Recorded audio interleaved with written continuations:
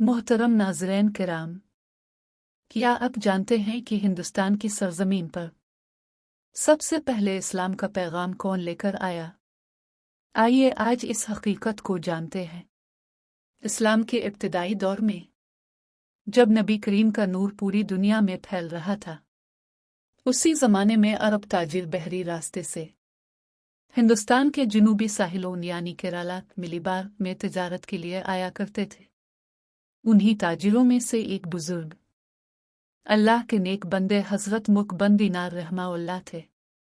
रवायत के मुताबिक वो ताबीन में से थे और हज़रत अनस बिन मालिक रज़ी अल्लाह अन्हु के शागिर्दों में शुमार होते थे। हज़रत मुक बिन दयार ने अपने साथियों के साथ इस्लाम का पैगाम केरला के लोगों तक पहुंचाया।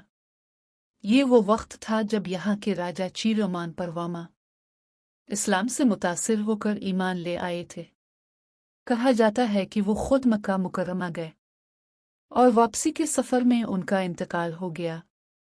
इनकी वसीयत पर हज़रत मुकबन दयार ने केरला के इलाके कोझिकोड कैलिकट में हिंदुस्तान की सबसे पहली मस्जिद तामीर की, जो आज भी मौजूद है, और उसका नाम है चीरमान जुमा मस्जिद। ये मस्जिद न सिर्फ हिंदुस्तान में इस्लाम की पहली निशानी है, बल्कि इस बात की अलामत है कि इस्लाम मोहब्बत, तिजारत और हसन अखलाक के ज़रिए फैला, न कि तलवार से। अल्लाह ताला हमें उन बुजुर्गान दीन के नक्श कदम पर चलने की तौफीक अता फरमाए। आमीन।